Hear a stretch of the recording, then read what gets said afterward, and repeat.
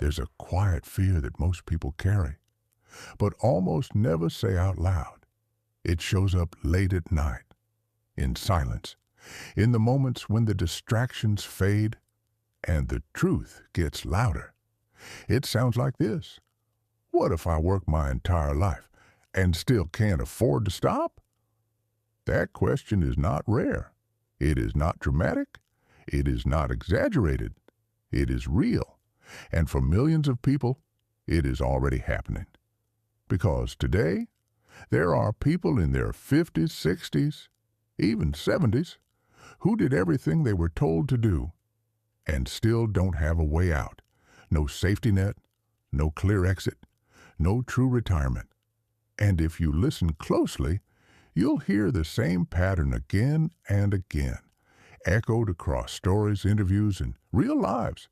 People saying they have no savings, no pension, no plan, and no clear future, not because they were careless, not because they were lazy, but because something deeper broke. In this audiobook, Retirement Crisis, Why America Has a Retirement Crisis, and How to Escape It, you are not just going to hear statistics, you are going to understand the system, the psychology, the silent traps, and more importantly, you are going to discover a way out, a real one, not hype, not shortcuts, not empty promises. Because here's the truth most people don't want to say out loud. Retirement is no longer a guarantee. It is a strategy. And if you don't build that strategy consciously, deliberately, you may spend your entire life climbing, only to realize the ladder was never leaning against freedom.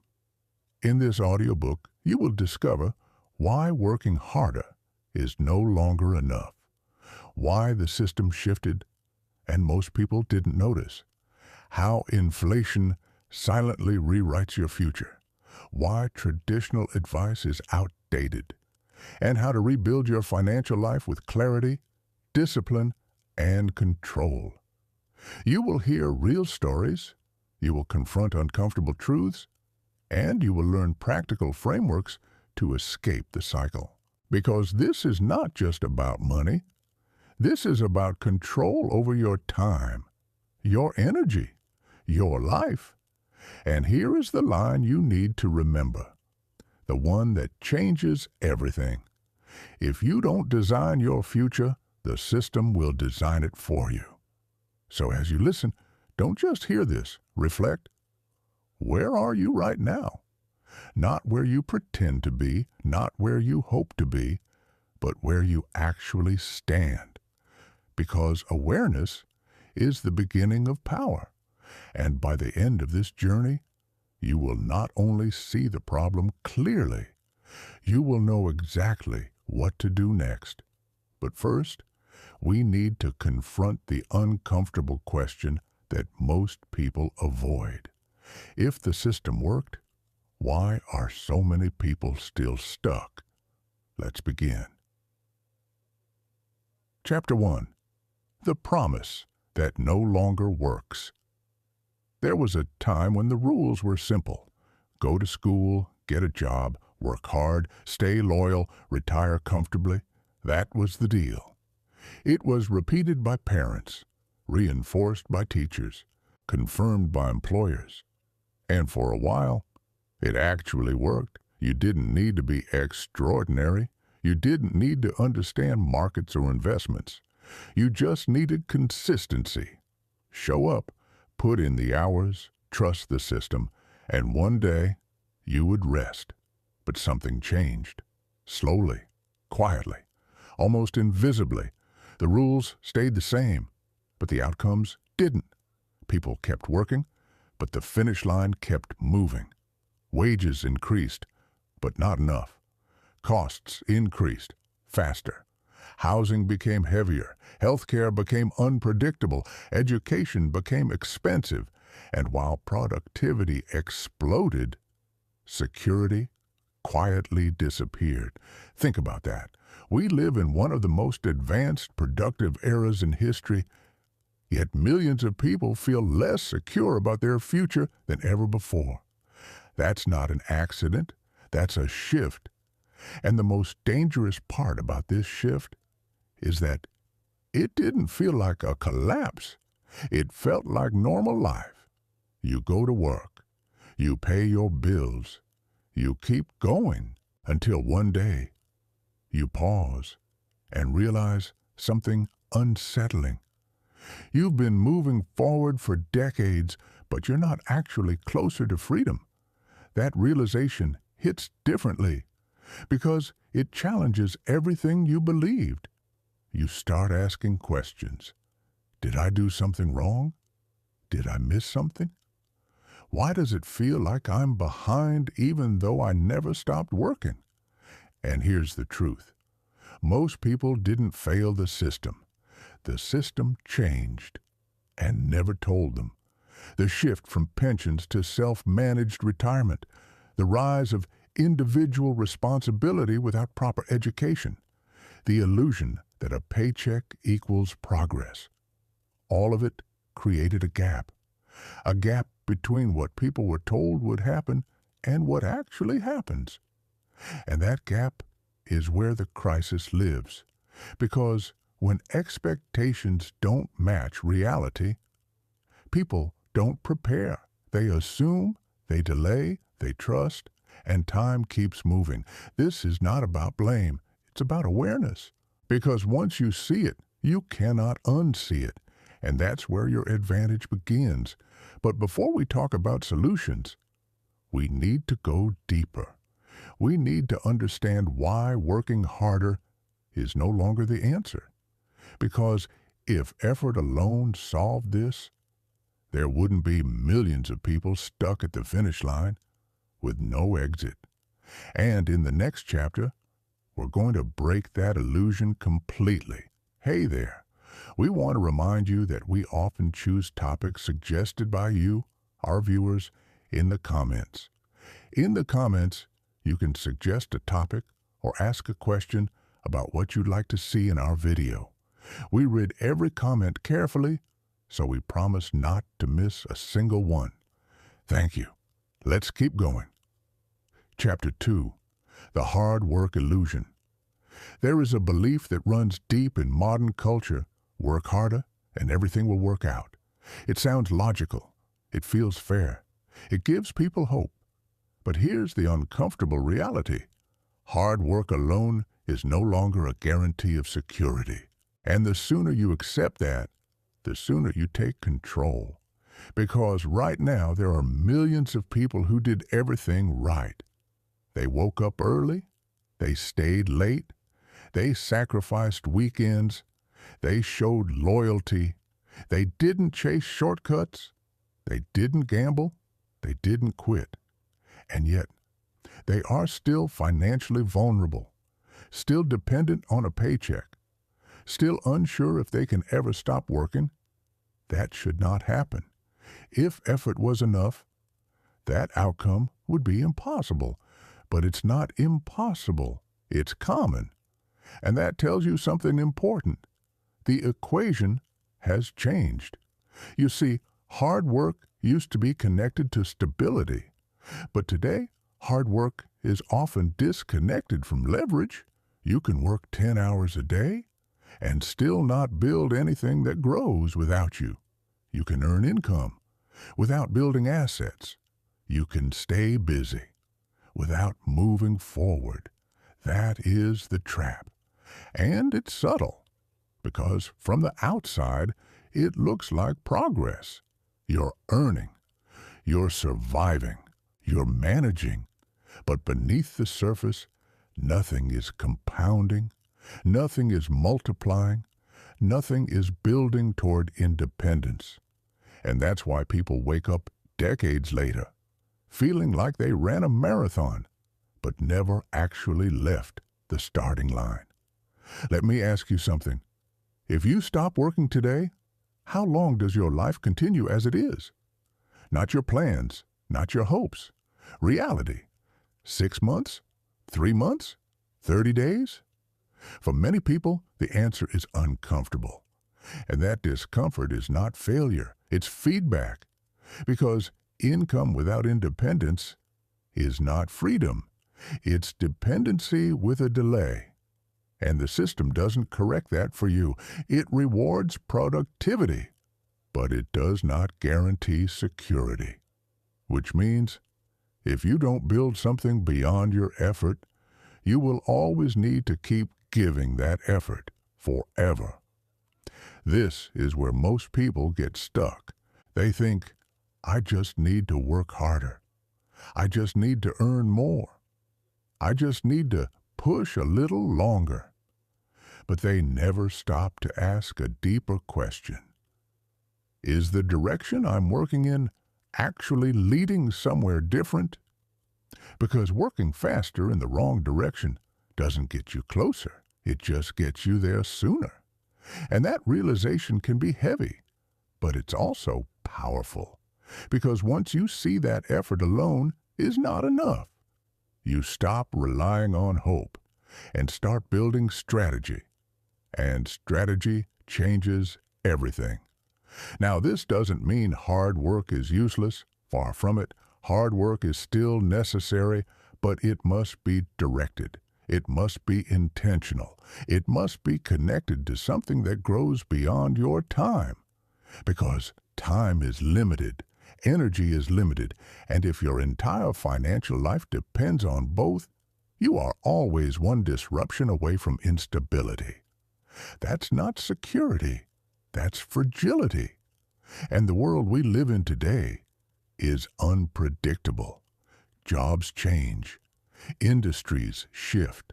Technology evolves, which means if your entire plan depends on consistency in an inconsistent world, you are exposed.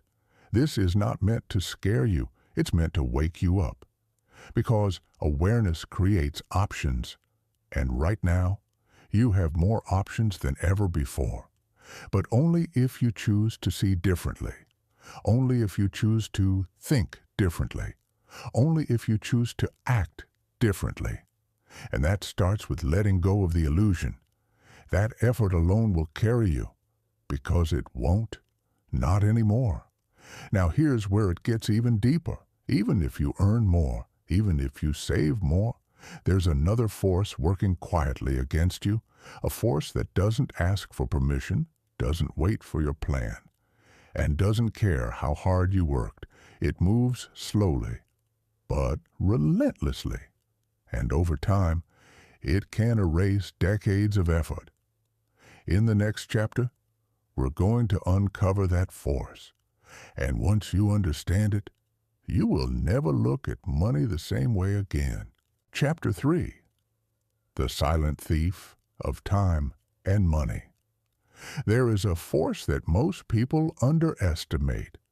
Not because it's hidden, but because it moves too slowly to feel. It doesn't hit you all at once. It doesn't announce itself. It doesn't create panic in the moment.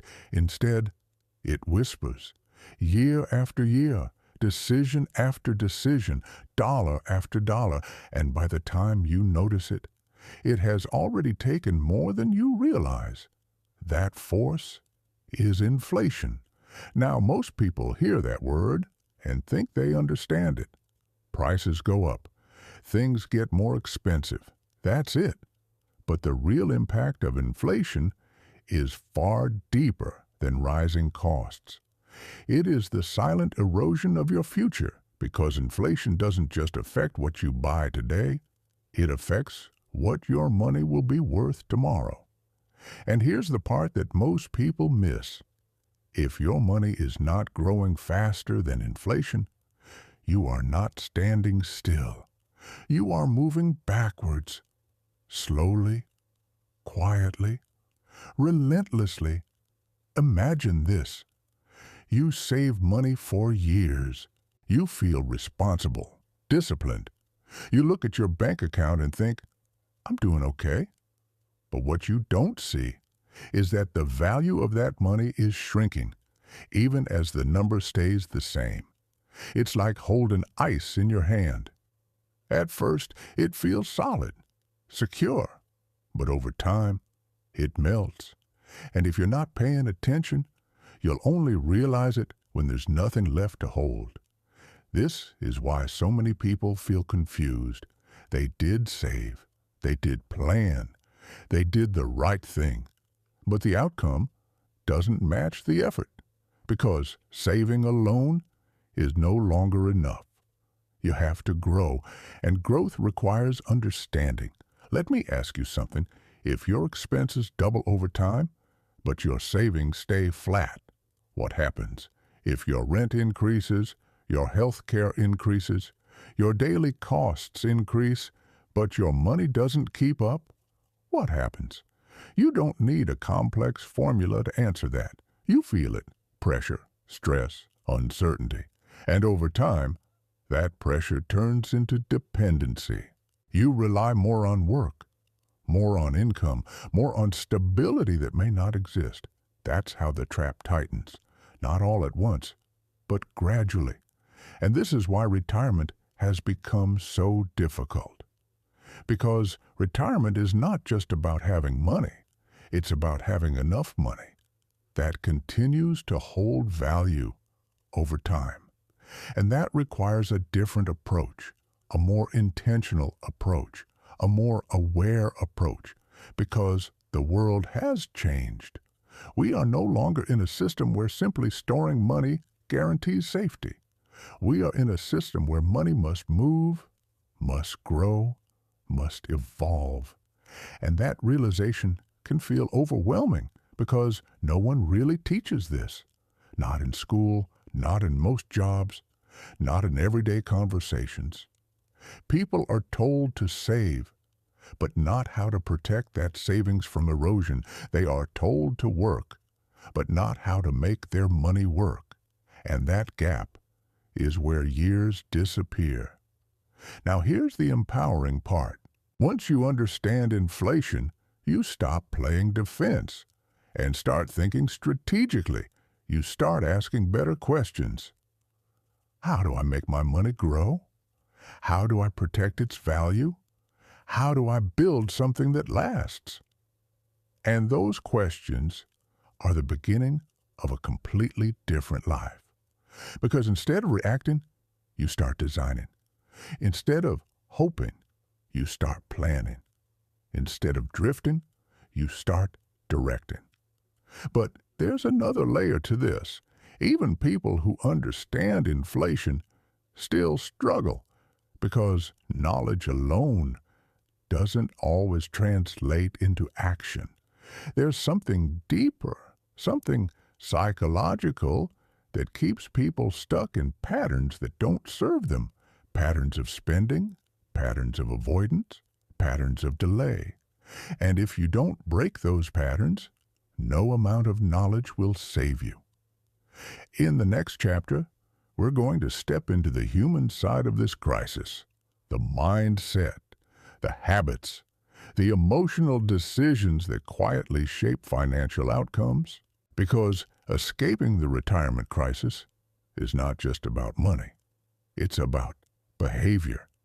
And once you understand that, you begin to take control in a way most people never do. Chapter 4. The psychology that keeps you stuck. There's something deeper than money, more powerful than income, and more dangerous than inflation. It's the way people think. Because long before someone struggles financially, they repeat patterns that lead them there, not intentionally, not consciously, but consistently. And consistency shapes outcomes. You see, most financial problems don't begin with numbers. They begin with behavior, small decisions, daily habits, invisible patterns.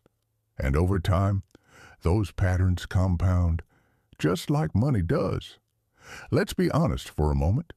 How many times have you said, "I'll start saving next month. I'll figure it out later. I just need to get through this year"? That voice is familiar and it feels harmless, but that voice is delay. And delay is one of the most expensive habits you can have, because time is the one asset you can't recover. Every year you postpone awareness.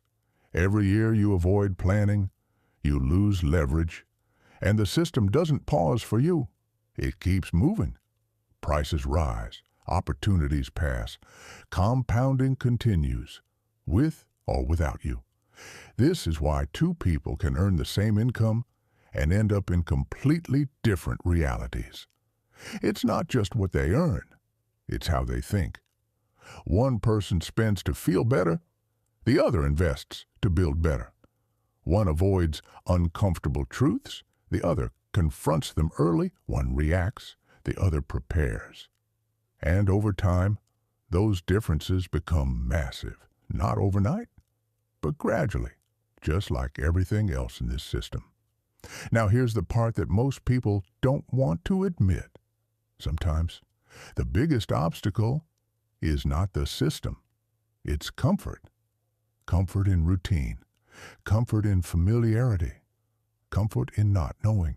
Because once you truly understand your situation, you are forced to make decisions, and decisions require effort, discipline, change, sacrifice, and that's uncomfortable.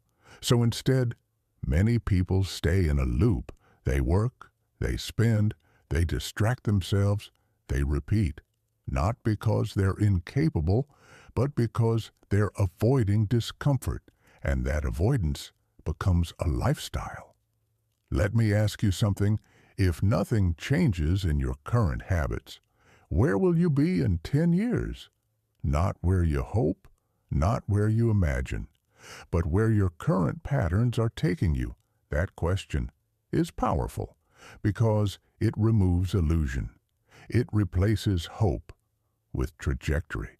And once you see your trajectory clearly, you have two options: continue or change direction. That's it. No one else can choose for you.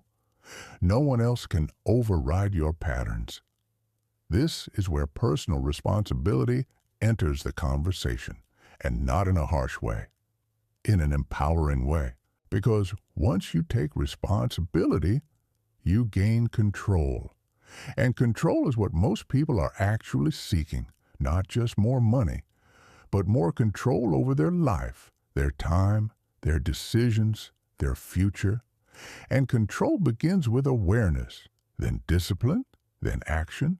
You don't need to fix everything overnight. You don't need to become perfect. You just need to start paying attention, start questioning your habits, start observing your decisions, start being honest about where you stand. Because honesty is where transformation begins. You cannot change what you refuse to see. And once you see clearly, you begin to move differently. You begin to think long-term. You begin to value time differently. You begin to understand that every decision is either building your future or borrowing from it. And here's the truth that most people never fully accept. Your financial life is not shaped by one big decision. It is shaped by thousands of small ones. Every purchase, every delay, every excuse, every moment of discipline, all of it adds up. And over time, it creates either freedom or dependence. Now, this might feel intense, but it's also liberating. Because if your current patterns created your situation, then new patterns can create a new outcome. You are not stuck. You are patterned. And patterns can be changed, but only if you decide to change them. Only if you stop waiting. Only if you stop negotiating with comfort. And this is where most people hesitate. They understand the problem, but they don't take action. Because action requires clarity, and clarity requires direction. So in the next chapter, we're going to move from awareness to structure, from understanding to strategy. Because once you know what to do and how to do it, everything begins to shift. And that's where your escape truly begins. We'd also like to remind you that we have a private members community on our channel. All members can vote on the topic of the next video, have priority in the comment section, and, most importantly, gain access to exclusive videos and lessons covering the most relevant topics and information specific to this month. Thank you. Let's keep moving forward. Chapter 5. The System Was Rewritten. Quietly. There's a moment in life when confusion turns into clarity, and it usually comes from a single realization. This isn't working the way I thought it would. Not dramatically, not all at once, just a quiet understanding that something doesn't add up. You've been working, earning, following the path, but the outcome feels off. And here's why. Because while people were busy living their lives, the system itself was changing, not loudly, not publicly, quietly. Over the last few decades, one of the biggest shifts happened right under people's feet. Responsibility moved. It moved from institutions to individuals. There was a time when companies took care of retirement, pensions, guaranteed income, defined outcomes. You worked for decades, and in return, you had a predictable future. It wasn't perfect, but it was stable. Then slowly, that model disappeared, and in its place came a new system, one where the responsibility shifted to you, your savings, your investments, your decisions, and on the surface, it looked empowering. More control, more flexibility, more opportunity. But there was a problem. No one taught people how to manage that responsibility. Think about that. An entire generation was moved from guaranteed retirement to self-managed retirement without being fully prepared for it, without the knowledge, without the strategy, without the mindset. And the result is the gap we see today. A massive difference between what people are supposed to have and what they actually have, because knowing that you should save is not the same as knowing how to build a future. And this is where many people get overwhelmed. They hear numbers. You should have this much saved by 30. By 40, it should be this. By retirement, it should be that. But those numbers often feel unrealistic, disconnected, because they don't reflect real life, real expenses, real challenges, real unpredictability. So instead of motivating action, they create pressure, and pressure without clarity leads to avoidance. People shut down, they delay, they ignore, they hope things will somehow work out. But hope is not a plan. And the system doesn't adjust for hope. It responds to action. Now here's the part that matters most. This shift is not going away. We are not going back to a world of guaranteed outcomes, which means the only path forward is understanding the new rules and building your life accordingly. This is not about complaining about the system, it's about adapting to it. Because the people who thrive in any system are the ones who understand how it actually works. Not how it used to work, not how it should work, but how it works now. And right now, we live in a system that rewards awareness, discipline, ownership, not just effort, not just loyalty, not just time. This is where the shift happens. When you stop expecting the system to take care of you and start taking control yourself. And that doesn't mean doing everything perfectly. It means becoming intentional, learning, adjusting, building, step by step. Because here's the truth. You don't need to know everything. You just need to know more than you did yesterday and act on it.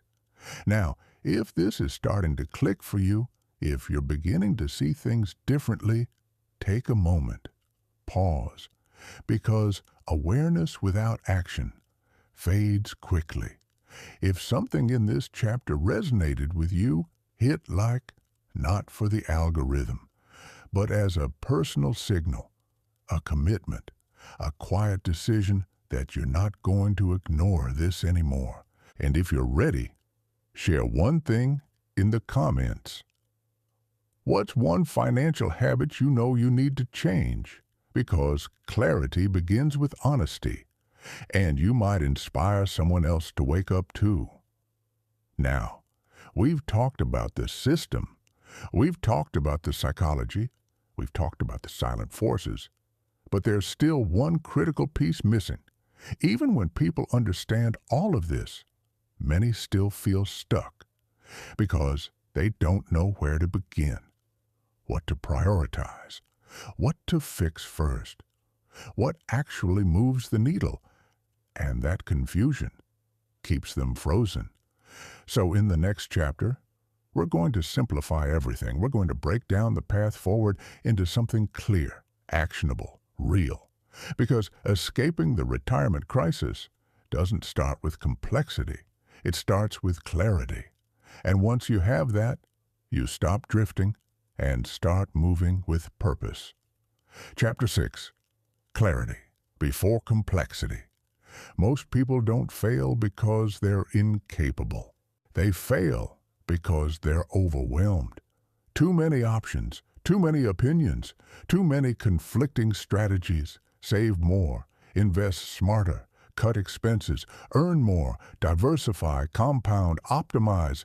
It becomes noise, and when everything feels important, nothing becomes clear.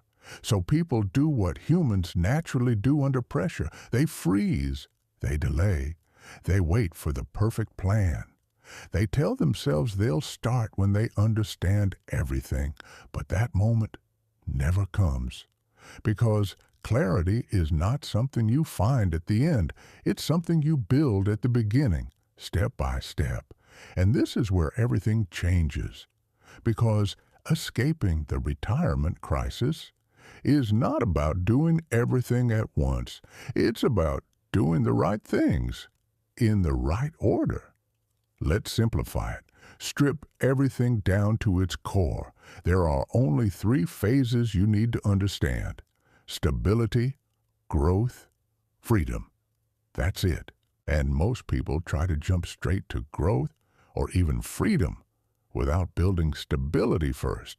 That's like trying to build a second floor on a foundation that doesn't exist. It doesn't hold. It collapses. So let's start where it actually matters. Stability. This is not exciting. This is not glamorous. But this is where everything begins. Stability means control. Control over your spending. Control over your obligations. Control over your financial reality. Because if your life is unpredictable, your future will be too. You need to know where your money is going, what your fixed costs are, what your true financial position looks like. Not guesses, not rough ideas. Clarity. This is the step most people skip because it forces honesty. And honesty can be uncomfortable, but without it, everything else is built on illusion. Once stability is in place, then comes growth. This is where your money starts working instead of just being spent. This is where you begin to think beyond survival and into expansion, investing, building assets, creating systems that generate value over time, not overnight, but consistently, and finally, freedom. This is the outcome, the point where your life is no longer dependent on constant effort, where your time is not controlled by necessity, but by choice. But here's the key insight. Freedom is not a destination you arrive at suddenly. It is a result of what you build gradually, through stability, through growth, through discipline. Now ask yourself, honestly, which phase are you in right now? Are you stable, or are you still reacting month to month? Are you growing, or are you just maintaining? Are you building toward freedom, or are you hoping it somehow appears? There is no judgment here, only awareness. Because once you know where you stand, you know what to focus on. And focus is everything. You don't need to fix your entire life. You just need to fix your next step. And then the next. And then the next. That's how real change happens. Not in massive leaps, but in consistent direction. Now here's something important. This process requires discipline, not motivation. Because motivation fades, it comes and goes, but discipline is what carries you when you don't feel like it. Discipline is what turns intention into action. And without it, even the best plan stays a plan. You've seen this before. People who know what to do but never actually do it. They read, they watch, they learn, but they don't execute. And knowledge without execution changes nothing. That's why discipline is the bridge between where you are and where you want to be. And building that discipline starts small, very small. One decision, one habit, one change, repeated daily, because consistency compounds, just like money does. Now, if you're still with me, if you're still listening, that means something inside you is shifting. Something is waking up, and that matters. Because most people don't even get this far. They avoid, they distract, they ignore. But you're here, and that means you're ready to move. So here's what I want you to do. Not tomorrow, not next week. Now, ask yourself one question. What is the one thing I can change today that moves me toward stability? Not 10 things. Not everything, just one. And commit to it, quietly. Because real change doesn't need announcements. It needs action. Now in the next chapter, we're going to go deeper into that action. We're going to talk about the most powerful tool you have that most people completely overlook. It's not income. It's not investment. It's something simpler. But when used correctly, it can completely transform your future. And once you understand it, you'll never look at your daily life the same way again. Chapter 7, the one asset you keep spending. There is one resource that every single person receives equally, no matter your income, no matter your background, no matter your current situation, and yet it is the most wasted asset in the world. Time. Not money, not opportunity. Time. Because money can be earned again. Opportunities can return. Even knowledge can be learned later. But time, once it's gone, it's gone. And here's the deeper truth. Most people don't lose their future because they made one terrible decision. They lose it because they slowly gave away their time without realizing what it was costing them. Think about that. Hours spent scrolling, days spent reacting, weeks spent avoiding decisions, years spent repeating patterns.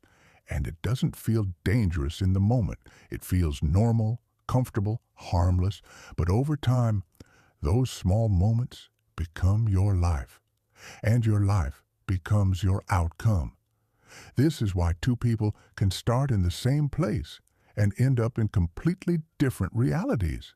Not because one was dramatically smarter, but because one was more intentional with time. They protected it. They invested it. They directed it, while the other spent it unconsciously. Now here's where it connects to everything we've been talking about. Retirement is not just about money. It's about time. Specifically, owning your time.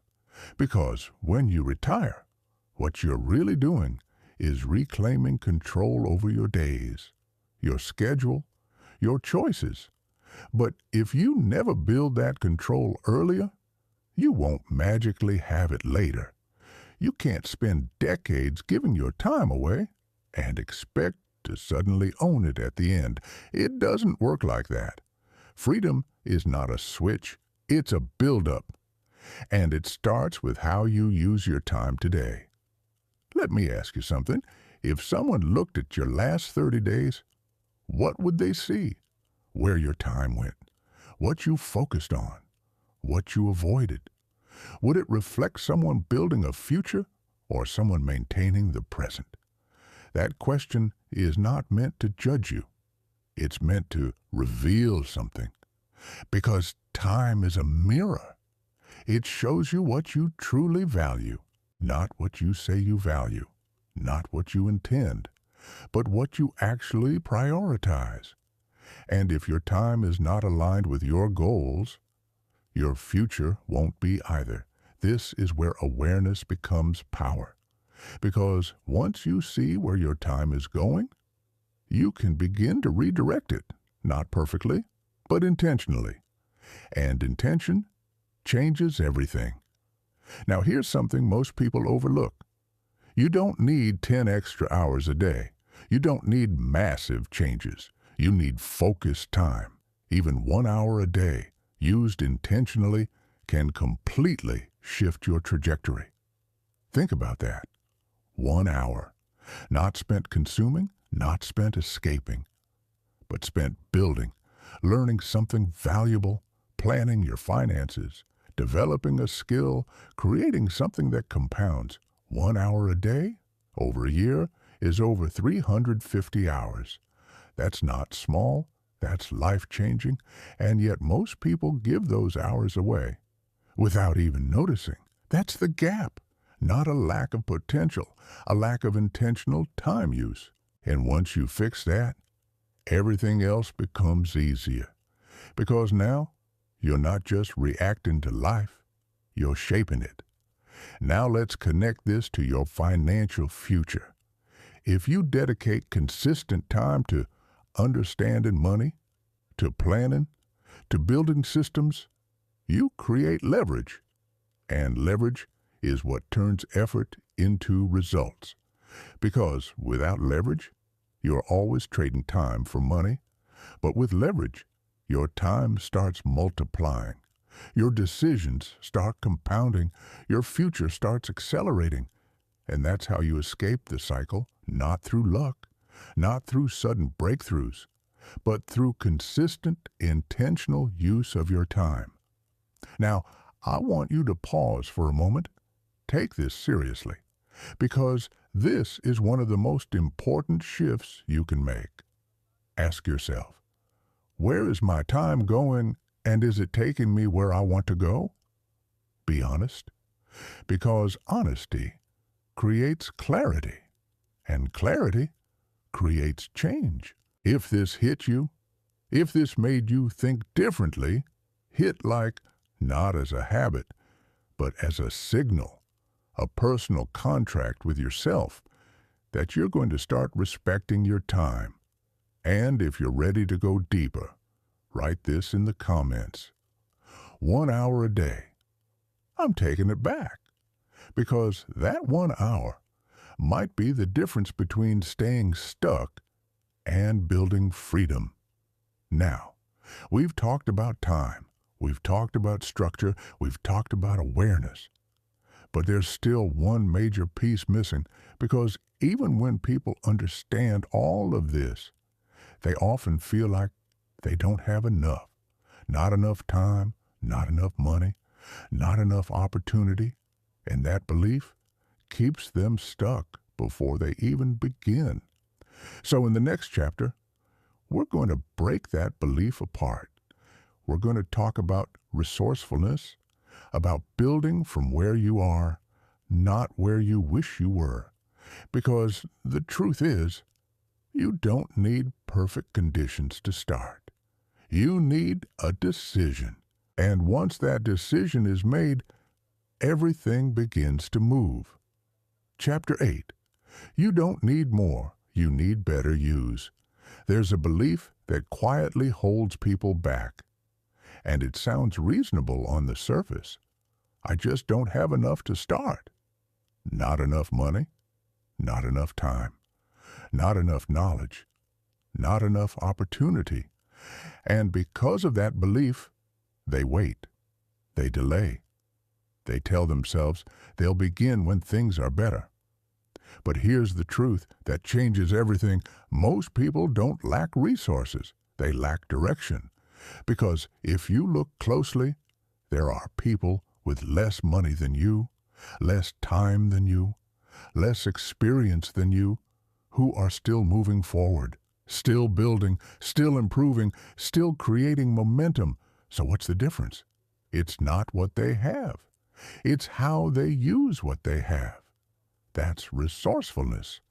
And resourcefulness is one of the most powerful traits you can develop.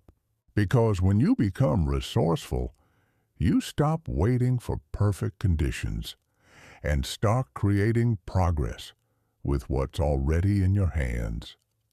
Let's break this down. Most people look at their situation and focus on what's missing. I don't have enough income. I don't have enough savings. I don't know enough yet. But that mindset keeps you stuck because it places power outside of you. It tells you that you need something external before you can act.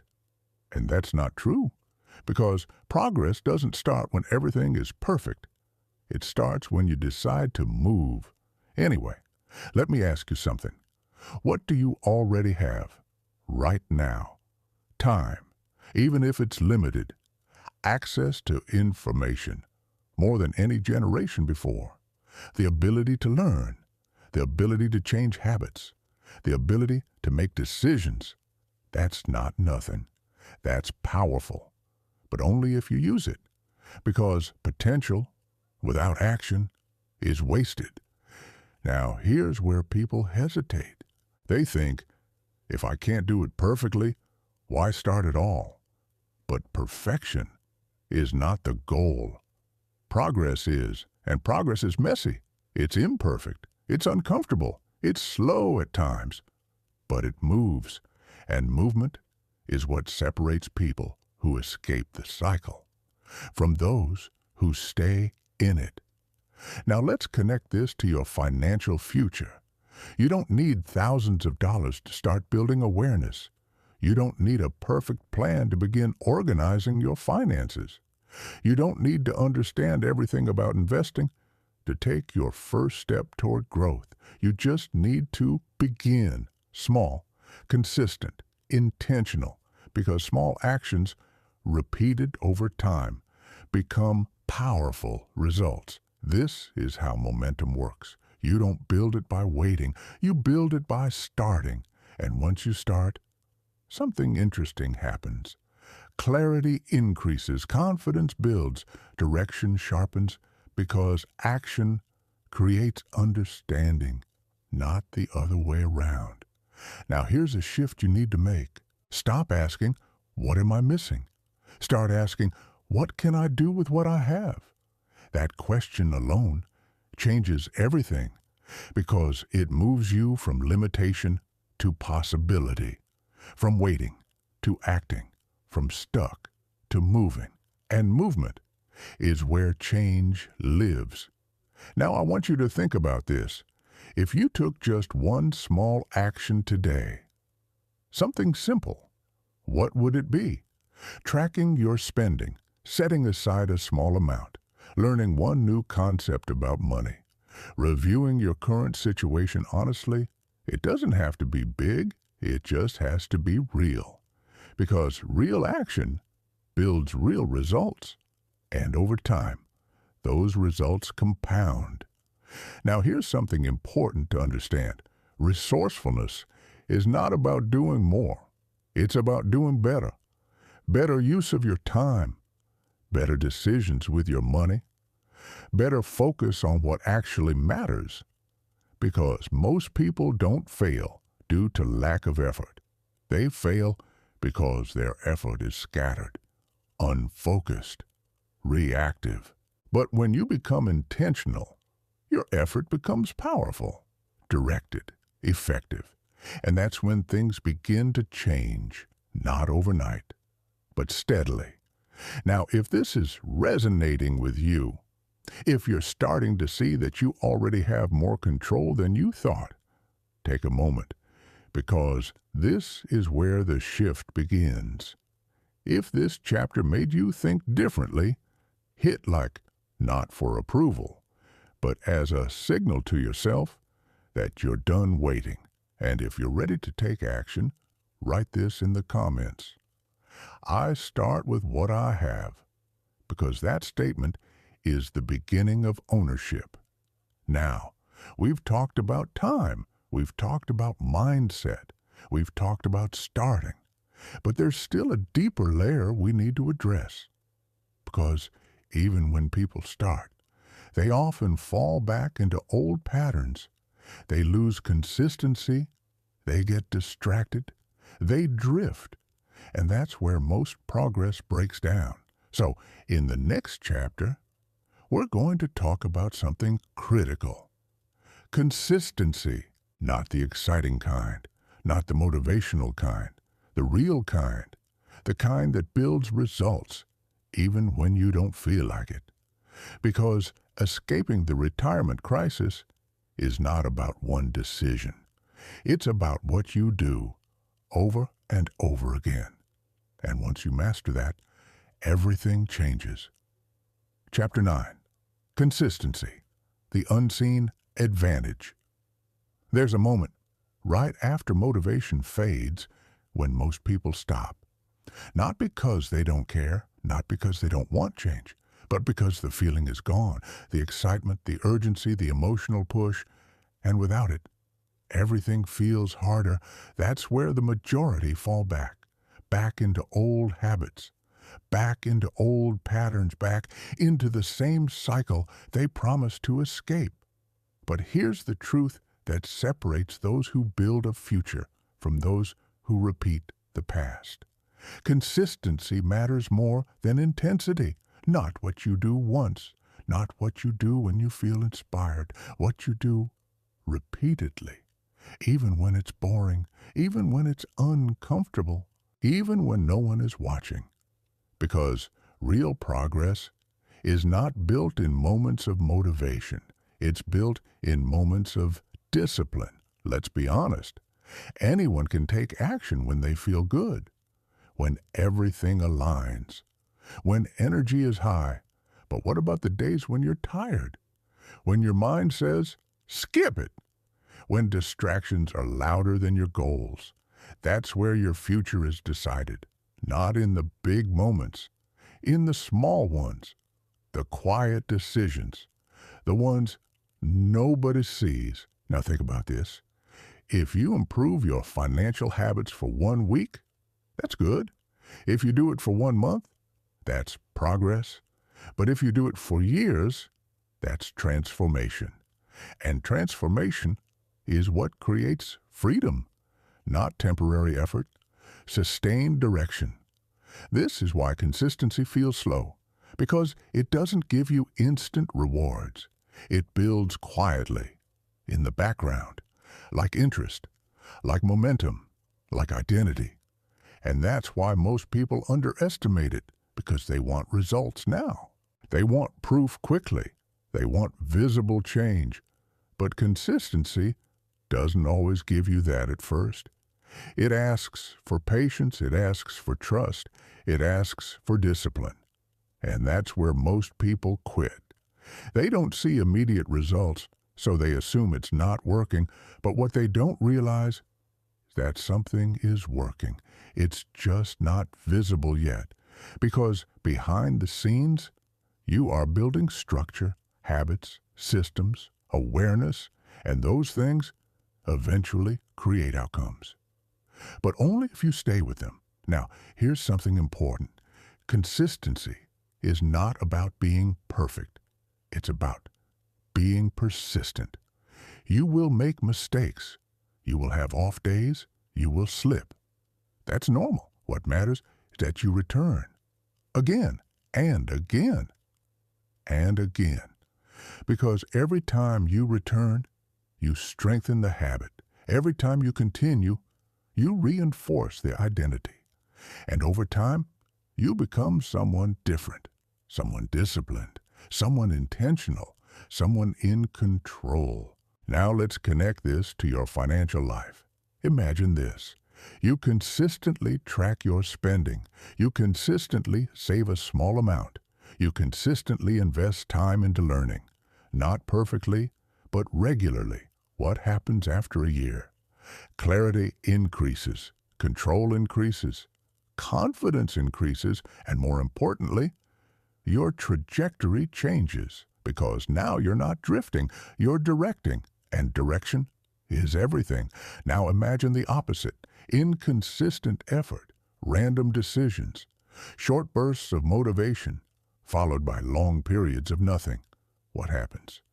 Confusion, frustration, stagnation, not because you're incapable, but because you're inconsistent. This is the difference. Not talent, not intelligence, consistency. And here's the powerful part. Consistency is a choice, not a gift, not something you're born with, something you build through repetition, through discipline, through showing up, even when it's hard. Now, I want you to think about this. What is one financial habit you can commit to consistently? Not something big, something sustainable, something real. Because small habits, done consistently, create massive results. This is how you escape the cycle, not through sudden breakthroughs, but through steady movement. Now, if this chapter is hitting you, if you're realizing that your future is shaped by what you repeat, take a moment, because this is a turning point. If you're ready to commit to consistency, hit like, not out of habit, but as a signal, a quiet agreement with yourself that you're going to show up even when you don't feel like it. And if you're serious, write this in the comments. I stay consistent, because that statement is a decision. Now, we've built the foundation. We've talked about awareness, time, resourcefulness, consistency. But now it's time to go deeper, because there's one concept that quietly separates those who struggle forever from those who eventually break free. And most people misunderstand it completely. In the next chapter, we're going to talk about leverage, not in a complicated way, in a real way, a practical way, because once you understand leverage, you stop trading time for survival and start building systems for freedom. And that shift changes everything. If you like this audiobook, please give it a like. It will really help us promote the video. Chapter 10, Leverage, the Hidden Multiplier. There is a moment when effort alone stops being enough. You feel it. You're working. You're trying. You're doing everything you were told. And yet, progress feels slow, heavy, like you're pushing something uphill that keeps rolling back down. That's where most people stay. Not because they lack discipline, but because they lack leverage. And leverage is the difference between effort and acceleration. Let's simplify this. Leverage is anything that allows your effort to produce more results than your time alone. That's it. It's not complicated. It's not reserved for experts. It's a principle. And once you understand it, you stop thinking like a worker and start thinking like a builder. Because without leverage, you are always trading time for money.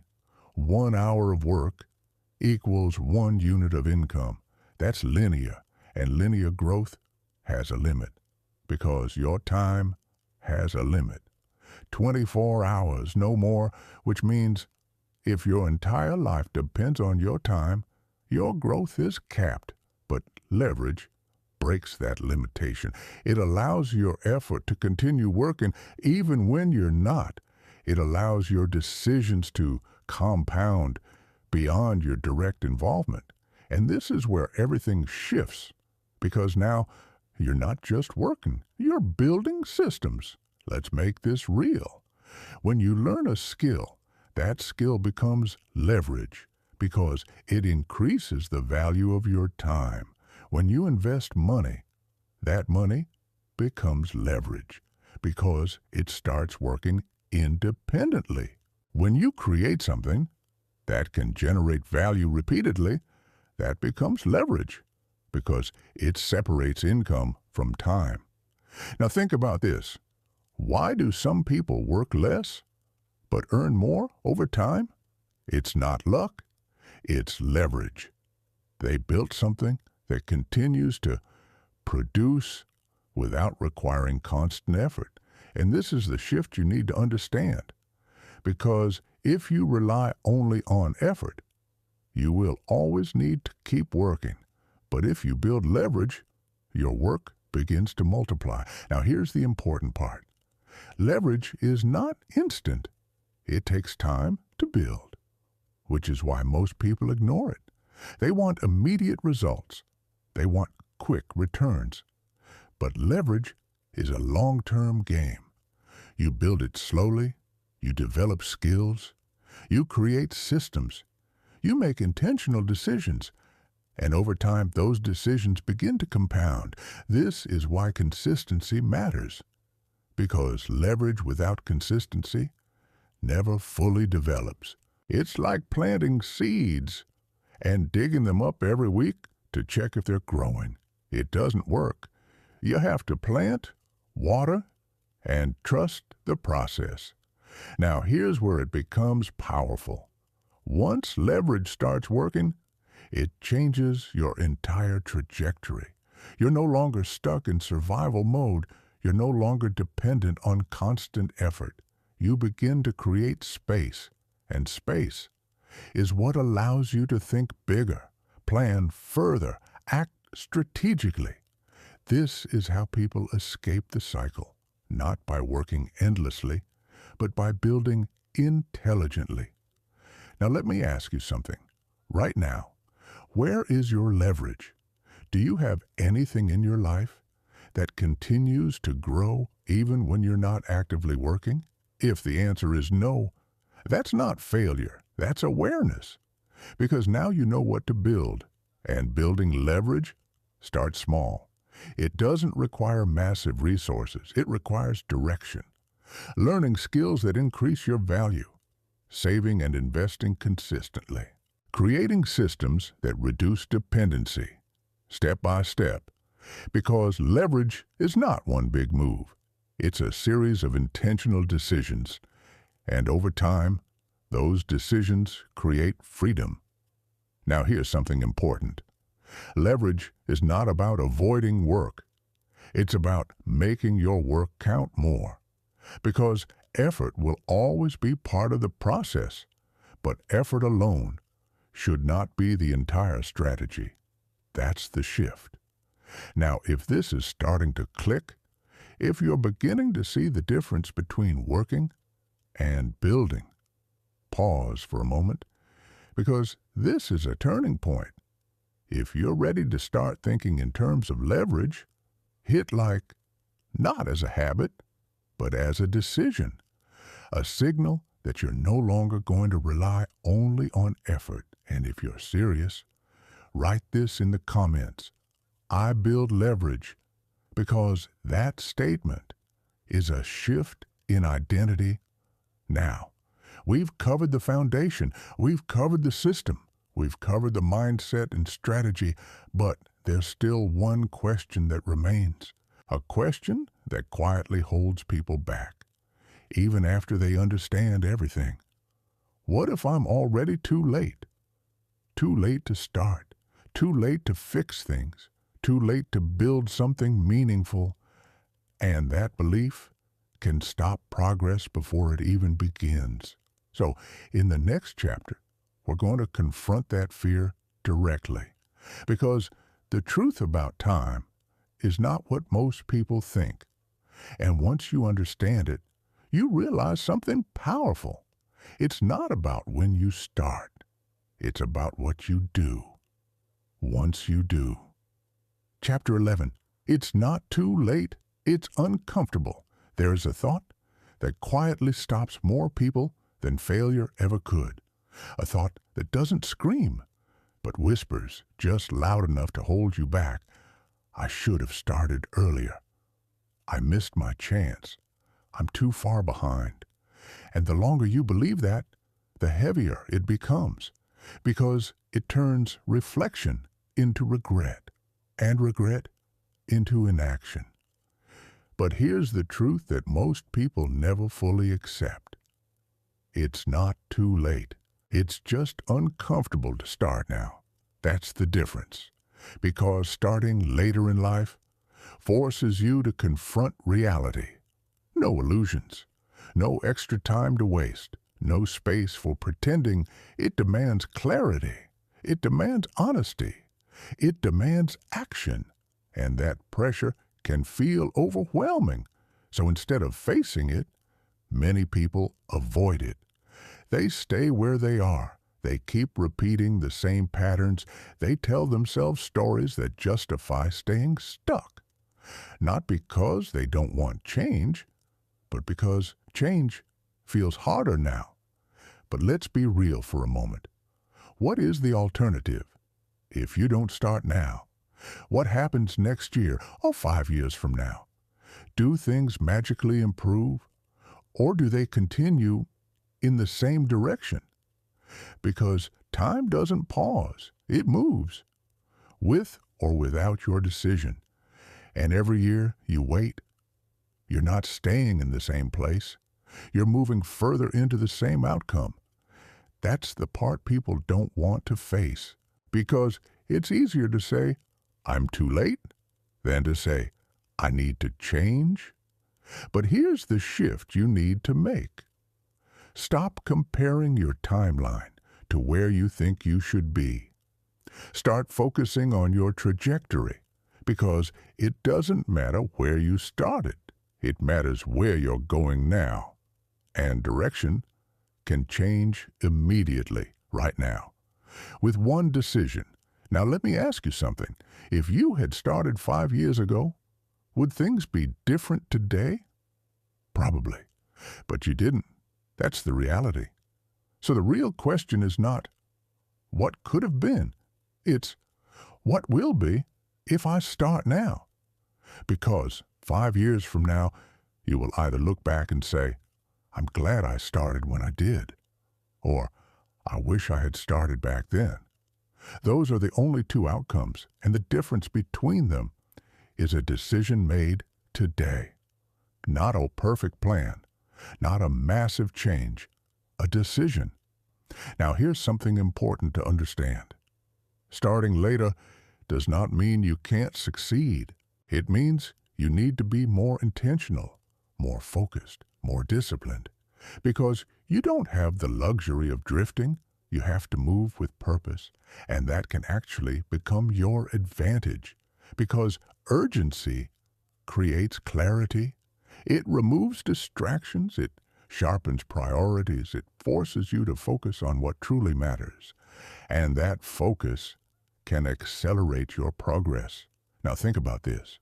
There are people who started with nothing late in life, who still built stability, still created growth, still found a way out. Not because they had more time, but because they used the time they had differently. They stopped waiting. They stopped comparing. They stopped making excuses. And they started acting consistently, intentionally, relentlessly. That's what changed everything. And you can do the same, not because it's easy, but because it's possible. And possibility is all you need to begin. Now I want you to pause, really pause, because this moment matters. If you've been telling yourself it's too late, challenge that thought. Not emotionally, logically. Ask yourself, what happens if I do nothing? Because that answer is your current path. And if that path doesn't lead where you want to go, then starting now is not optional. It's necessary.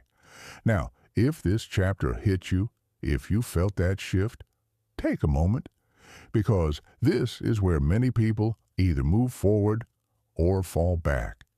If you're ready to move, hit like, not out of habit, but as a commitment, a quiet decision that you're done letting time pass without direction.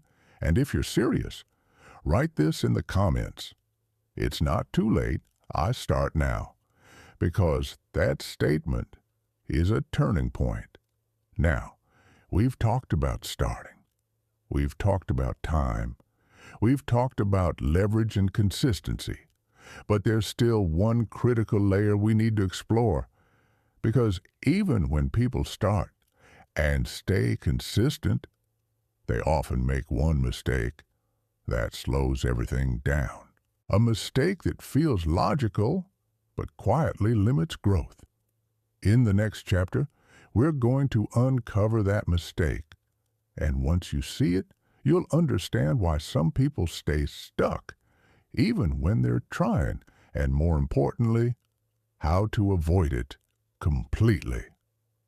Chapter 12, The Trap of Playing Too Safe. There is a mistake that feels responsible, that feels smart, that feels like you're doing the right thing, but over time, it quietly limits everything. It's the trap of playing too safe. Now, let's be clear. Being responsible matters. Being careful matters. But there's a difference between being careful and being stagnant. Because many people confuse safety with inaction. They hold on to money, but never grow it. They avoid risk, but also avoid opportunity. They protect what little they have, but never build more. And on the surface, it looks disciplined. But underneath, it's fear. Fear of losing. Fear of making mistakes. Fear of stepping into the unknown. And that fear keeps people stuck in the exact place they're trying to escape. Let me ask you something. If your entire strategy is based on avoiding loss, how do you create growth? You don't. You preserve, but you don't expand. And in a world where inflation exists, where costs rise, where life becomes more expensive, preserving alone is not enough. Because standing still is actually moving backward. Now, this doesn't mean you should take reckless risks. It means you need to understand that some level of risk is necessary for progress. Not blind risk, not emotional decisions, calculated risk, intentional decisions, steps that move you forward even if they feel uncomfortable, because growth always lives outside of comfort. Think about this. Every skill you've ever developed required discomfort. Every improvement required effort. Every change required stepping into something unfamiliar. Why would your financial life be any different? It isn't. And yet, this is where most people hesitate. They stay in what feels safe, even if it's not working, even if it's not enough, even if it's quietly leading them toward a future they don't want. Because familiar discomfort feels safer than unfamiliar growth. That's the trap. Now here's the shift you need to make. Stop asking, how do I avoid all risk? Start asking, how do I take smart, controlled steps forward? Because progress requires movement, and movement always involves uncertainty. But here's the key. Uncertainty is not danger. It's possibility. It's the space where growth happens. And if you avoid that space completely, you avoid growth completely. Now let's connect this to your future. If you only save but never invest, your money doesn't grow. If you only stay in what you know but never learn new skills, your value doesn't increase. If you only protect your current situation but never expand beyond it, your life doesn't change. That's the reality. And avoiding that reality doesn't protect you, it delays the outcome. Now here's something important. Taking action doesn't mean you won't make mistakes. You will. Everyone does.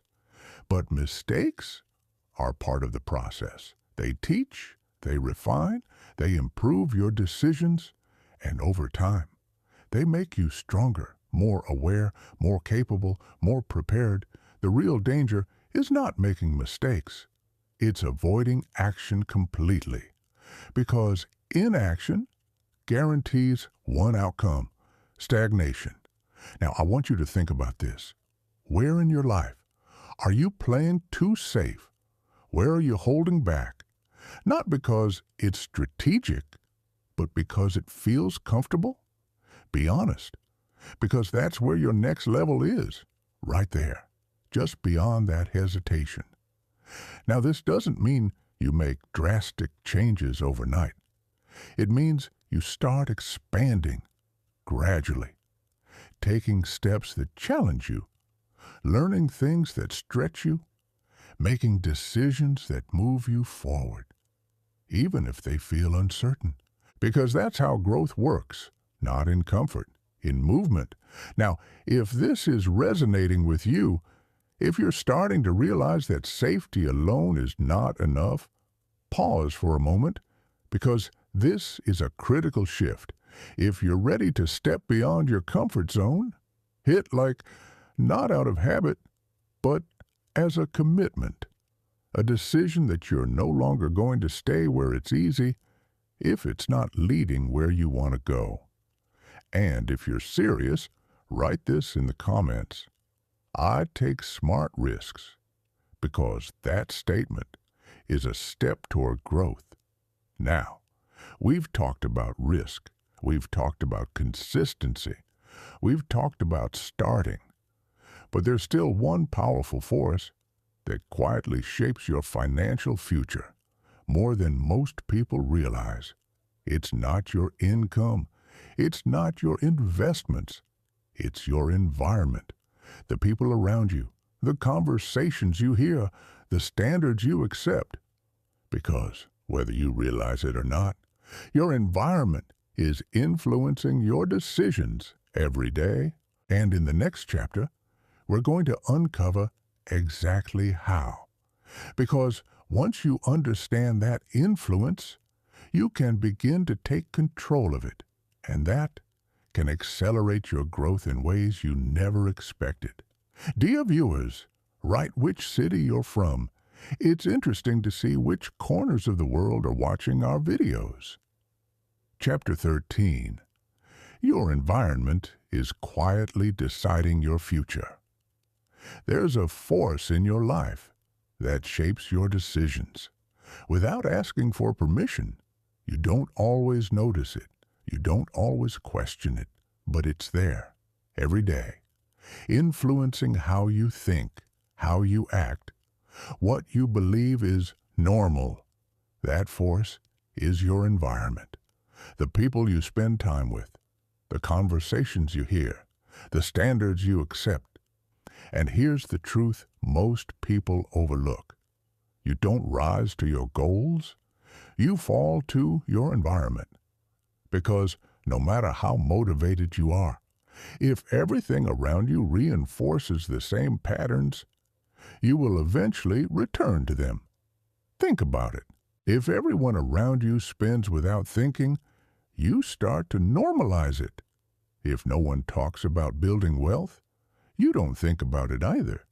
If the people in your life avoid difficult conversations about money, you do the same. Not consciously, but consistently.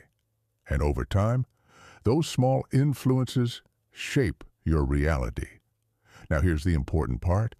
Your environment doesn't have to be negative to hold you back. It just has to be limited. Limited thinking, limited awareness, limited ambition.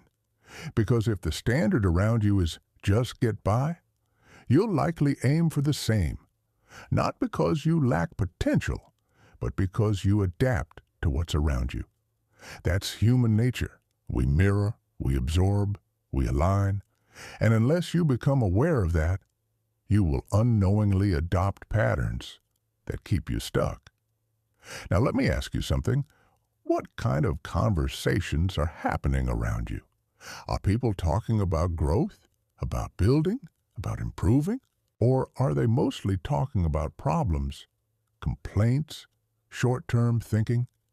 Because what you hear repeatedly becomes what you think about, and what you think about becomes what you act on. This is why environment matters so much, not because it controls you, but because it influences you. And influence, over time, becomes direction. Now here's the empowering part. You don't have to completely change your life overnight. You don't have to cut people off or isolate yourself. But you do need to become intentional about what you expose yourself to. Because in today's world, your environment is not just physical, it's digital. What you watch, what you listen to, what you read, all of it shapes your mindset. And your mindset shapes your future. So if your current environment is not pushing you forward, you need to create a new one. Even if it's just 1 hour a day, 1 hour of learning, 1 hour of listening to better conversations, 1 hour of exposing yourself to ideas that expand your thinking, because that 1 hour can start to shift everything. Slowly, but powerfully. Now think about this. If you consistently surround yourself with better ideas, better perspectives, better standards, what happens? Your thinking changes, your expectations change, your decisions change, and those decisions create a different outcome. That's how transformation begins, not in isolation, but in influence. Now here's something important to understand. You don't need to be the smartest person in the room. You need to be in the right rooms. Rooms where growth is normal, where discipline is respected, where building a future is a priority. Because when you're in that environment, you don't have to force yourself as much.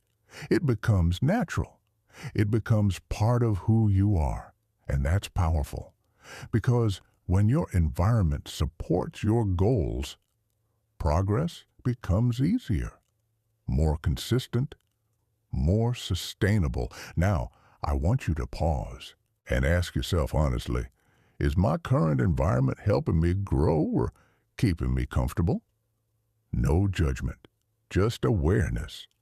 Because once you see it, you can start to change it, not all at once, but intentionally, step by step.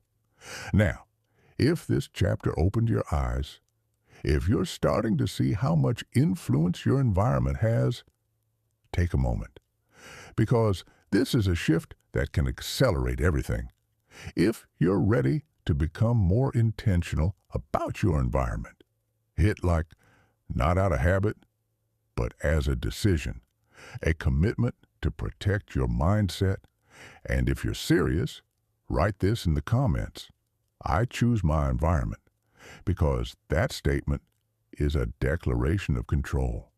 Now, we've talked about mindset, we've talked about systems, we've talked about consistency and leverage, but now it's time to bring everything together, because understanding is powerful, but execution is what creates results.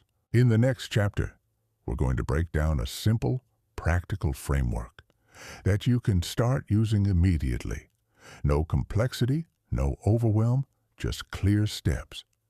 Because at the end of the day, escaping the retirement crisis is not about knowing more. It's about doing more of what actually works. And that's exactly where we're going next. Chapter 14, the simple framework that changes everything. At some point, understanding is not enough.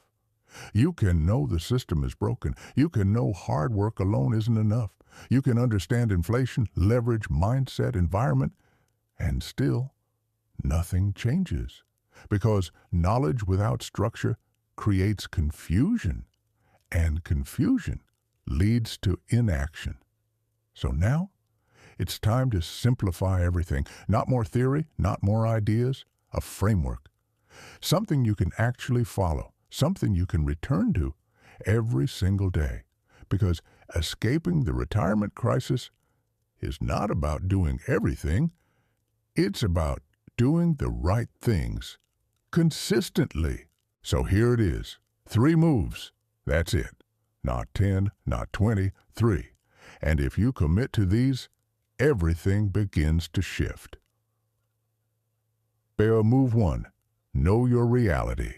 This is where it starts. Not where you wish you were, not where you think you are. Reality.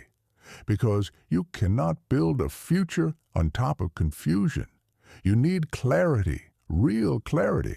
How much you earn, how much you spend, what you owe, what you actually have, not estimates, facts.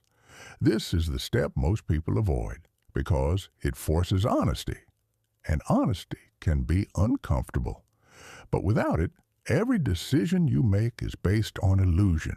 And illusion never leads to freedom. So you sit down, you look at your numbers, you face it, no judgment, no emotion, just awareness, because awareness is power.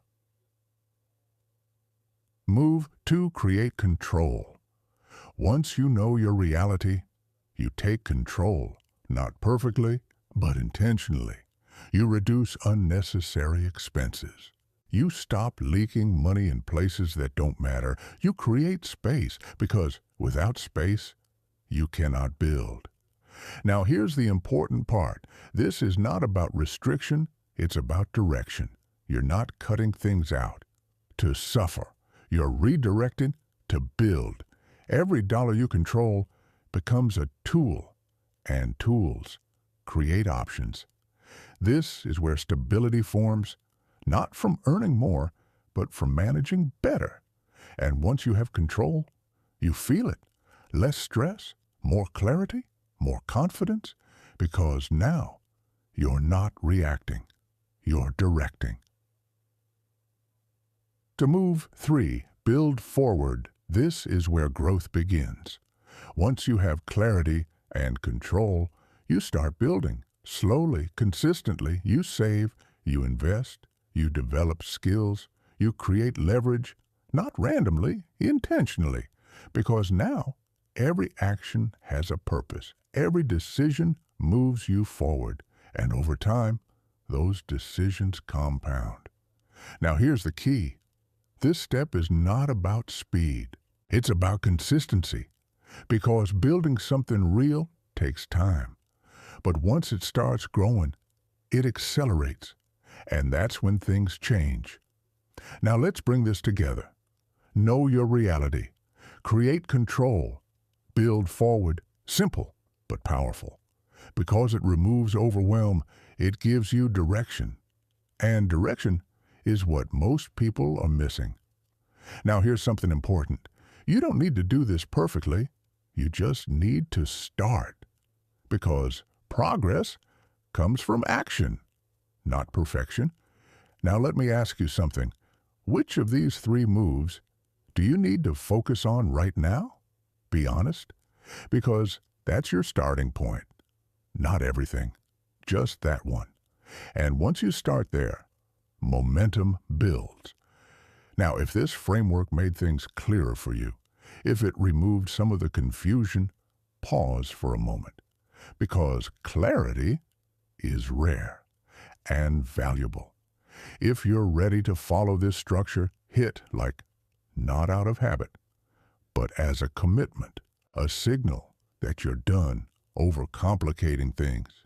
And if you're serious, write this in the comments. I follow the framework, because that statement turns understanding into action. Now, we've built the structure, we've simplified the path, but there's still one final layer that determines whether people succeed or fall back into old patterns. It's not knowledge, it's not strategy, it's identity. Because at the end of the day, you don't rise to what you know, you fall to who you believe you are. And in the next chapter, we're going to go deeper into that. Because once your identity shifts, everything else becomes easier. And that's where real transformation begins. Chapter 15. Become the person who doesn't go back. There is a level that most people never reach. Not because it's impossible, but because it requires something deeper than knowledge, than strategy, than even discipline. It requires identity. Because at the end of the day, you don't live according to what you know. You live according to who you believe you are. Think about that. You can know everything about saving and still overspend. You can understand investing and still avoid it. You can have the perfect plan and still not follow through. Why? Because your identity overrides your knowledge. If you see yourself as someone who struggles with money, you will unconsciously act in ways that confirm that. If you believe you're bad with finances, you will avoid financial decisions. If you identify as someone who just gets by, you will stay in survival mode, even when opportunities appear. That's how powerful identity is. It doesn't just influence your actions, it controls them. And this is where real transformation begins. Not when you learn something new, but when you become someone new. Now, let's make this practical. Instead of saying, I'm trying to save money, you shift to, I am someone who manages money with intention. Instead of, I need to be more disciplined, you shift to, I am a disciplined person. Instead of, I hope I can build a better future, you shift to, I am building my future every day. That shift may sound small, but it changes everything, because now your actions are no longer forced. They are aligned. You're not trying to act differently. You're acting in accordance with who you are, and that makes consistency easier, more natural, more sustainable. Now, here's the key. You don't wait to become that person. You decide, and then you act like it, even when it feels unfamiliar, even when it feels uncomfortable. Because identity is not something you find. It's something you build through repetition, through decisions, through showing up again and again. Now, here's something important. Your environment, your habits, your actions all reinforce your identity. So when you change your behavior, you begin to change how you see yourself. And once that shift happens, everything accelerates. Because now, you don't go back. You don't return to old patterns, because they no longer match who you are. That's the real goal, not temporary change, permanent shift. Now let me ask you something. Who are you when it comes to your future? Not who you were, not who you've been. Who are you becoming? Because that answer determines everything. Your decisions, your habits, your trajectory, and if you don't define it, your past will define it for you. Now here's the empowering part. You can choose. Right now, you can decide that you are someone who takes control of their finances, uses time intentionally, builds leverage, thinks long-term, acts consistently. And once you make that decision, you begin to align your actions with it.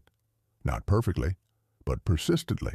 And over time, that identity becomes real. Now, if this is resonating with you, if you're starting to see that the real shift is internal, pause for a moment. Because this is where most people either transform or stay the same. If you're ready to step into a new identity, hit like, not out of habit, but as a declaration, a decision that you're no longer going to act like the person who stays stuck. And if you're serious, write this in the comments.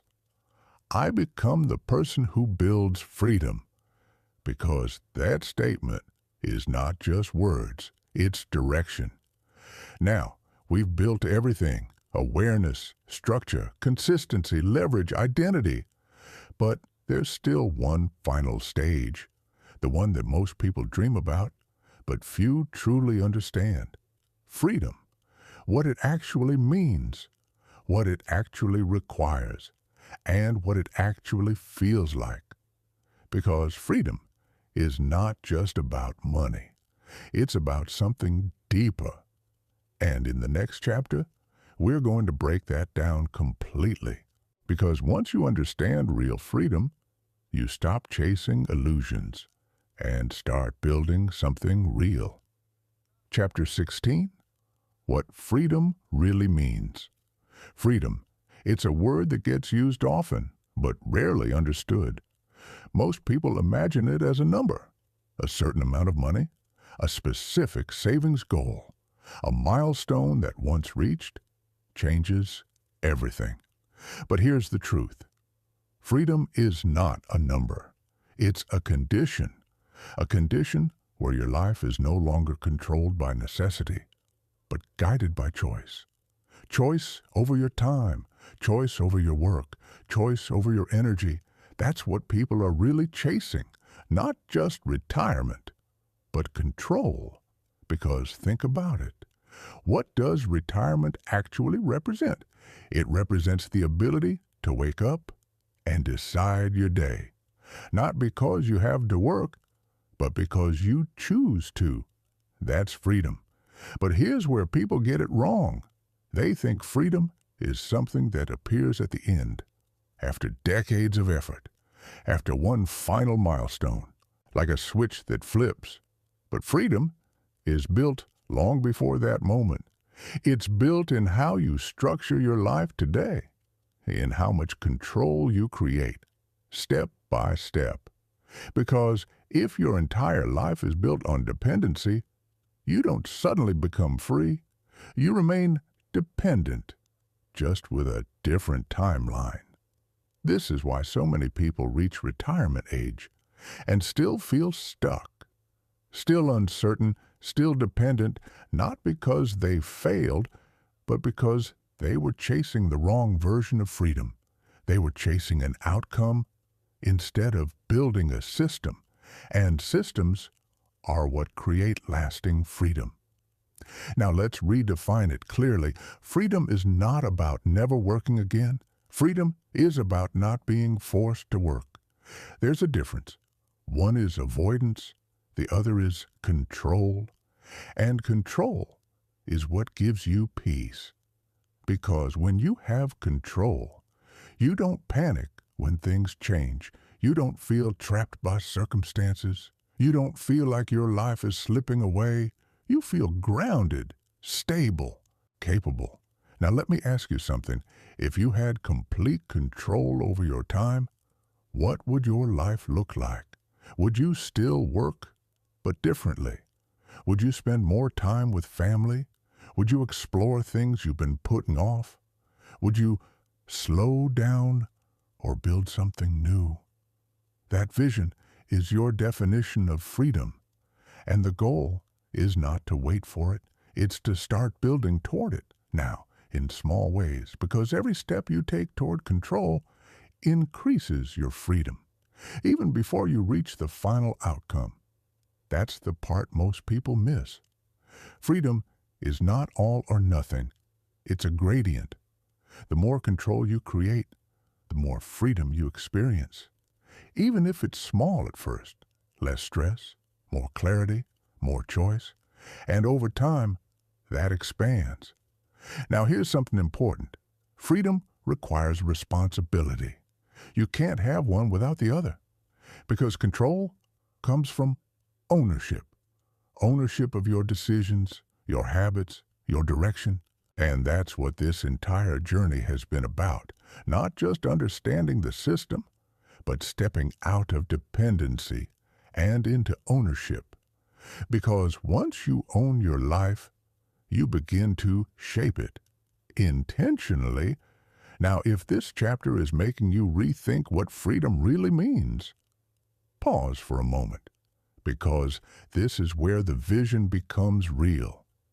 If you're ready to build freedom, not just chase it, hit like, not out of habit, but as a declaration, a decision that you're going to take control of your life.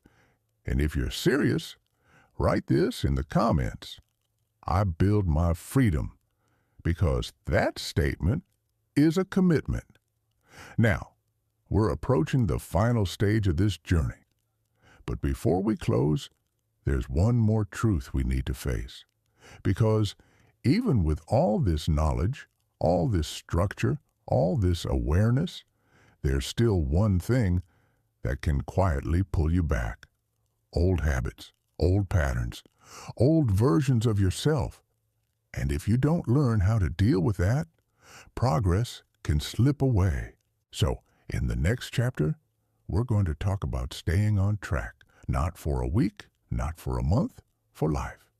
Because real freedom is not built once, it's maintained, and that is where the final shift happens. Chapter 17, The Battle You Don't See, Staying on Track. There is a moment, after the clarity, after the motivation, after the decision to change, when something subtle happens. Nothing dramatic, nothing obvious, just a slow, quiet pull back to what's familiar, old habits, old routines, old ways of thinking. And if you're not aware of it, you won't even notice when it happens. You'll just wake up one day and realize you've drifted, not completely, not all at once, but enough to lose momentum. This is the battle most people don't see, not starting, staying on track. Because starting feels powerful, it's emotional, it's clear, it's energizing, but staying consistent, when the excitement fades, when life gets busy, when distractions return, that's where the real work begins. And that's where most people fall back, not because they failed, but because they underestimated this phase. They thought change was a moment. It's not. It's maintenance, daily, intentional, ongoing. Now, let's be honest. Life doesn't slow down just because you decided to improve. You still have responsibilities. You still have stress. You still have moments when you don't feel like doing what you know you should. And that's exactly when your old patterns try to return, because they're comfortable, they don't require effort, they don't challenge you, and your mind naturally gravitates toward what feels easy.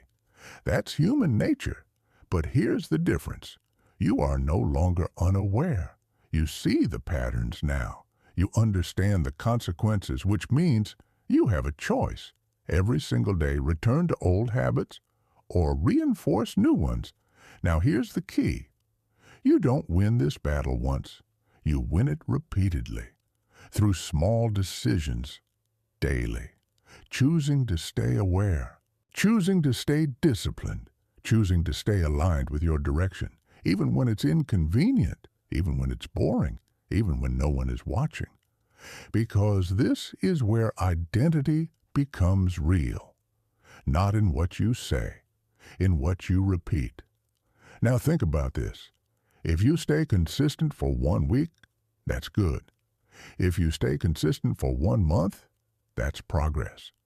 But if you stay consistent for years, that becomes who you are. And once it becomes who you are, it stops feeling like effort. It becomes your standard. That's the goal, not forcing change forever, but becoming the person who lives that change naturally. Now, here's something important. You will have setbacks.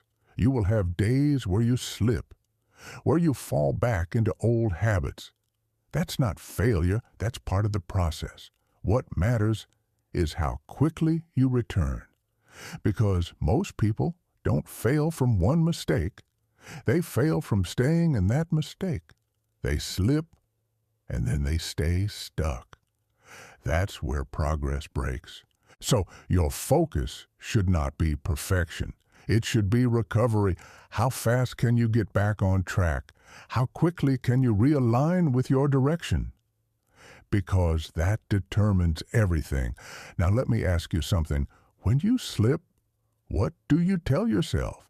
Do you say, I messed up so it doesn't matter anymore? Or do you say, that was a moment, now I continue? That difference is everything, because one keeps you stuck, the other keeps you moving. Now here's a powerful shift. Stop seeing discipline as something heavy, something restrictive. Start seeing it as something protective, because discipline protects your future. It protects your direction. It protects your progress. It keeps you from drifting, and drifting is what leads most people back into the same cycle. Now imagine this. You stay consistent, not perfectly, but persistently. You keep returning to your framework. You keep using your time intentionally. You keep building leverage. What happens over time? Your life changes. Gradually, then significantly, because consistency compounds, just like everything else. Now, if this chapter is resonating with you, if you recognize that the real challenge is staying on track, pause for a moment, because this is where long-term success is built. If you're ready to commit, not just to starting, but to staying consistent, hit like, not out of habit, but as a promise, a commitment to yourself that you're not going back. And if you're serious, write this in the comments. I stay on track, because that statement is a decision. Now, we are approaching the final chapters of this journey, but before we close, there's one more layer to understand, because everything we've talked about, all the strategy, all the structure, all the mindset, leads to one final question. What kind of life are you actually building, not just financially, but personally, emotionally? Because in the end, this is not just about escaping a retirement crisis. It's about creating a life that you actually want to live.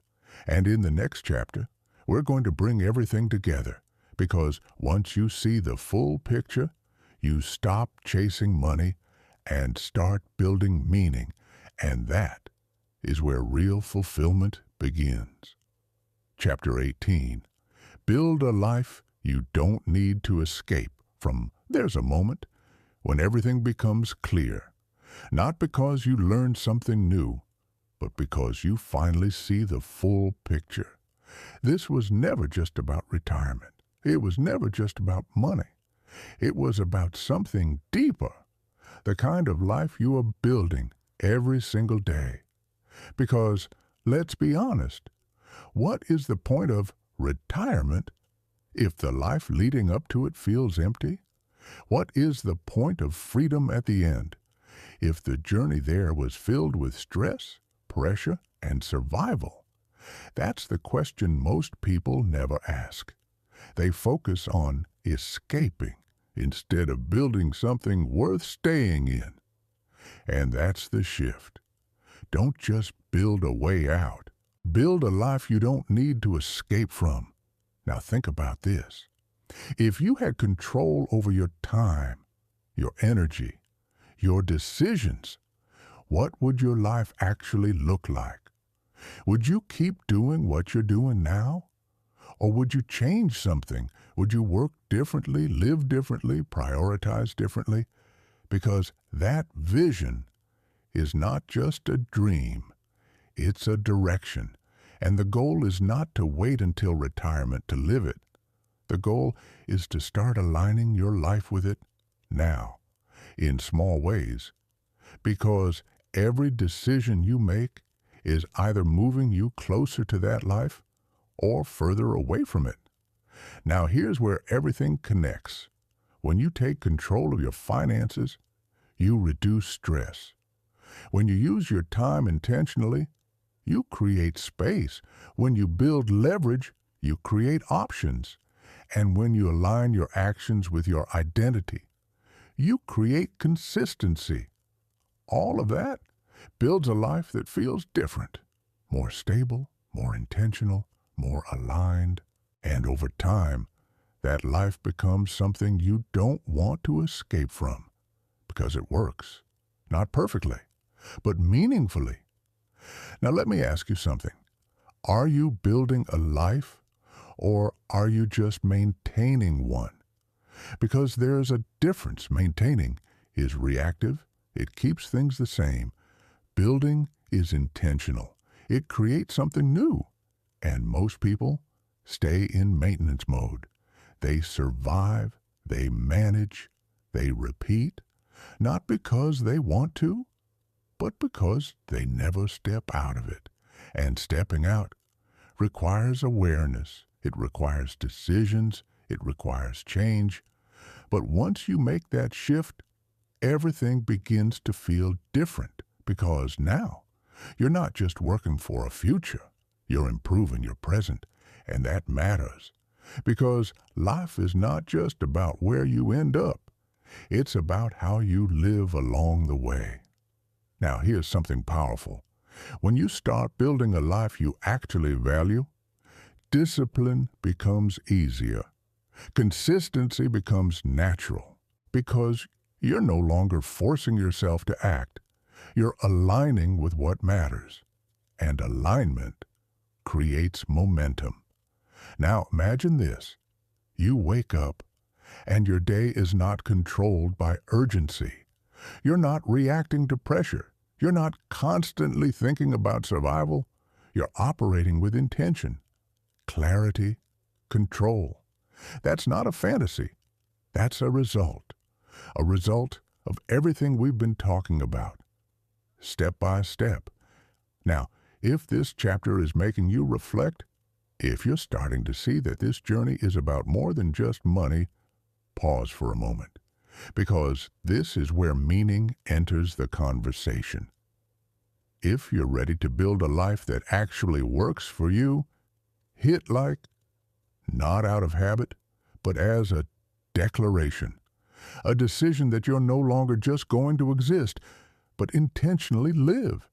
And if you're serious, write this in the comments.